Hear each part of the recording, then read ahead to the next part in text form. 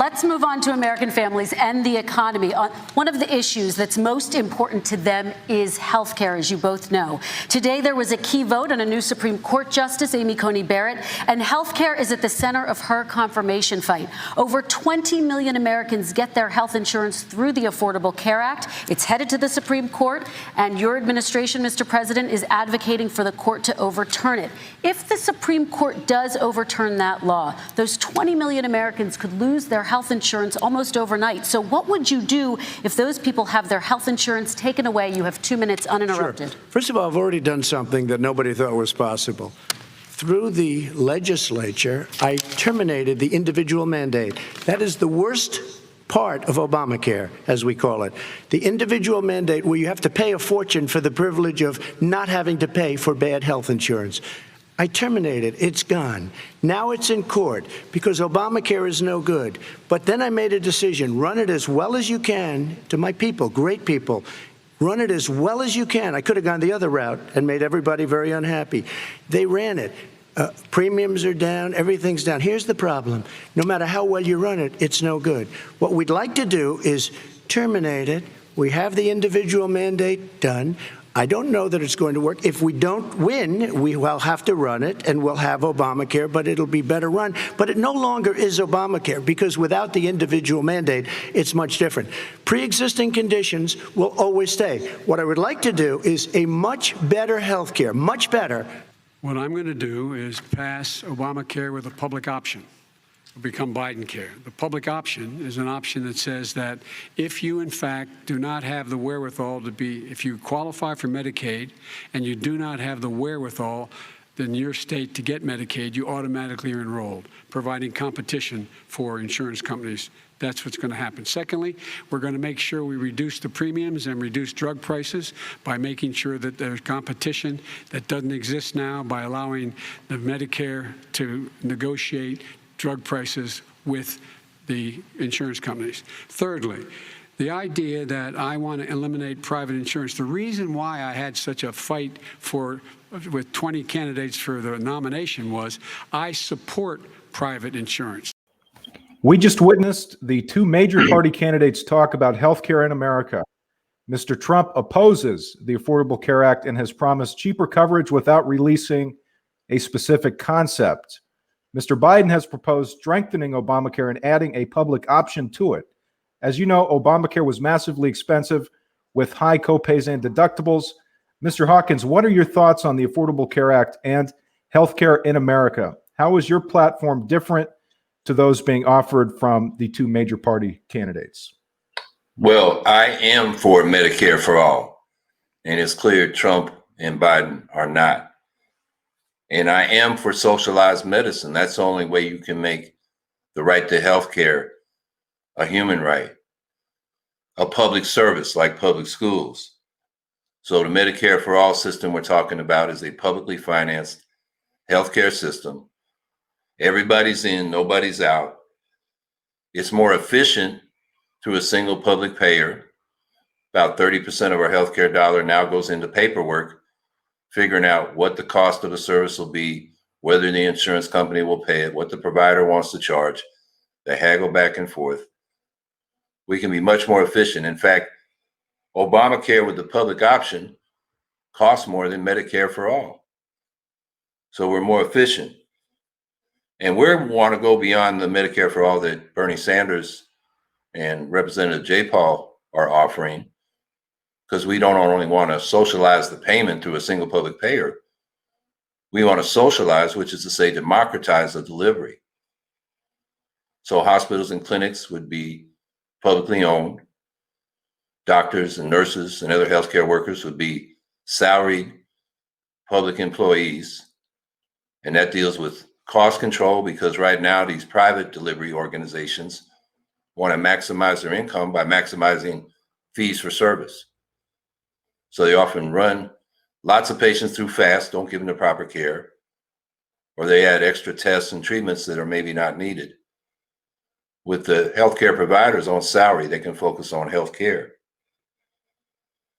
And then the whole system will be under community control, because we'll have locally elected health boards to ensure that all communities have the doctors and clinics they need. And we don't have extra equipment where hospitals are competing for customers, all the fancy equipment, which they advertise that they got. So it's a more efficient system. So Trump doesn't have a plan. And Biden's plan is basically public subsidies for private health insurance, more corporate welfare. It's pandering to the insurance industry and the drug industry. And we would have all medically necessary services provided free at the point of delivery, funded by a public progressive tax system. So it would cover vision, elder care, hearing, drug abuse treatment, all the services that ought to be covered, and it would cover your drug costs. And it would be cheaper than Obamacare with the public option.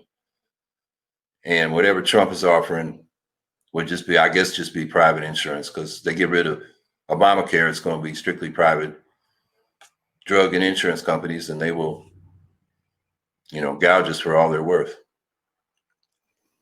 Well, I would like to add to that question also. Do you trust Mr. Biden to deliver on that promise of a public option? Well, it's not a matter of trust. The question is it a good policy? And it's not a good policy.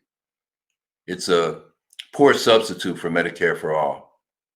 It's not economically efficient, and it doesn't cover all medically necessary services. The Medicare we got doesn't cover hearing, doesn't cover vision.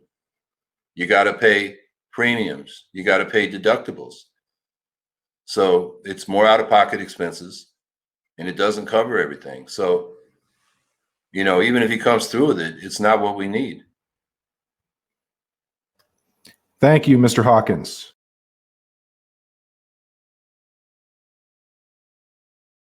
Mr. Vice President, we are talking a lot about struggling small businesses and business owners these days. Do you think this is the right time to ask them to raise the minimum wage? You, of course, support a $15 federal minimum wage. I do, because I think one of the things we're going to have to do is we're going to have to bail them out, too. We should be bailing them out now, those small businesses. You got 1 in 6 of them going under. They're not going to be able to make it back. They passed a package that allows us to be able to call PPP. Money is supposed to go to help them do everything from organize how they can deal with their businesses being open safely. Schools, how they can make classrooms smaller, how they can hire more teachers, how they can put ventilation systems in. They need the help. The businesses as well as the schools need the help. But these guys will not help them. Is not giving them any of the money. We are going to move on to immigration, one thing very but I quickly, want he to said get we your have reaction. to help our small businesses by raising the minimum wage. That's not helping. I think it should be a state option. Alabama is different than New York. New York is different from Vermont. Every state is different. It should be a state option. You said very recently. We recently. have to help. It's very important. We have to help our small businesses. How are you helping your small businesses when you're forcing wages? What's going to happen, and what's been proven to happen, is when you do that, these small businesses fire many of their employees. You said very recently you would consider raising the federal minimum wage to $15 an hour. You said recently you would consider raising the federal minimum wage to $15 an hour. Is that still the case? And I would consider it to an extent, but in a what I second really administration? like, in a second administration, but not to a level that's going to put all these businesses out of business. It should be a state option. Look, I've lived in different places. I know different places. They're all different. Some places, $15 is not so bad. In other places, other states, $15 would be Okay, President ruinous. Trump, thank you. Quick response, Vice President Biden. 2 jobs, 1 job, be below poverty. People are making $6, $7, $8 an hour. These first responders, we all clap for as they come down the street because they've allowed us to make it. What's happening? They deserve a minimum wage of $15. Anything below that puts you below the poverty level. And there is no evidence that when you raise the minimum wage, businesses go out of business. That is simply not true. Regarding the minimum wage, Mr. Trump and Mr. Biden have a difference. Clearly, you disagree with Mr. Trump. But Mr. Biden says he supports a higher minimum wage. But do you trust Mr. Biden to deliver? Biden doesn't even know what the minimum wage really is. He said $6 or $7. It's $7.25.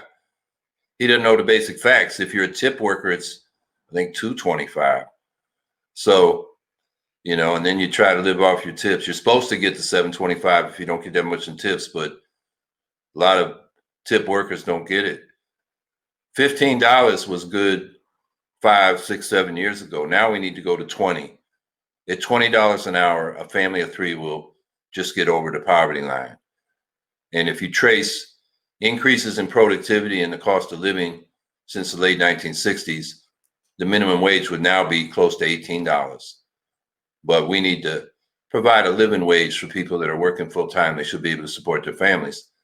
So that's why we say it's time to ramp it up quickly to $20 an hour and index it to both inflation and gains in productivity.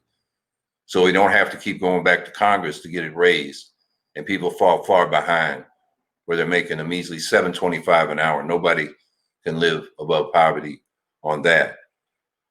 And then as far as helping small businesses and how that relates to the minimum wage, when working people can afford to buy things, small business can sell them the stuff. It increases demand. So they will increase business for small businesses. And we've seen where the minimum wage has been raised in many cities. It hasn't hurt business. In fact, it's increased business. The problem with both Biden and Trump is they believe in trickle-down economics. So they focus on providing, you know, Biden called it a bailout for small businesses. No, it was just covering their operating costs during the crisis. I mean, that's what many European countries have done, and their businesses didn't go out of business. We've had a very high proportion of our small businesses go under during this pandemic because the federal government has no clue how to help ordinary working people or small business people. So what we need is, instead of, you know, subsidies and corporate welfare and tax cuts for the rich that's supposed to trickle down to the rest of us, we need to directly help people at the bottom. We need a bottom-up approach because the trickle-down approach never trickles down to us. So that's starting with the minimum wage. It's a living wage. And then people have the money they need to pay those businesses that are small businesses, small landlords, pay the rent, buy groceries, buy clothes, you know, whatever you buy in your community, you'll have the means to do so. And that will help small business. So the minimum wage should help small business, and it should be a living wage.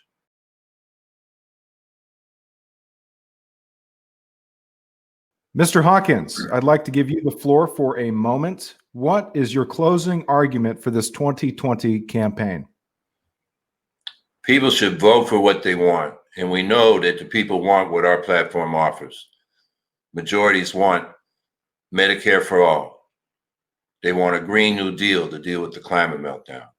They want to get out of these endless wars. They want legal marijuana. They want student debt cancellation. And they want tuition-free public college. I'm for all of those things. Biden and Trump are opposed. And if you're for those things and you vote for Biden thinking Trump's got to go, which he does, you're basically silencing your voice. You get lost in the sauce. They don't know that you want Medicare for all and a Green New Deal because you voted for Biden, who's opposed to those things. The way to have your voice heard, to have some power in the political system going forward, is to vote for what you want and make the politicians come to you. So I urge people to vote for the green ticket, and whatever vote we'll get, we'll use to leverage that, and we'll keep fighting for these reforms that the people want. The tragedy of our political system is that what public opinion wants doesn't translate into public policy. And that's why we're building the Green Party, so we have a party that can take power and give the people what they want.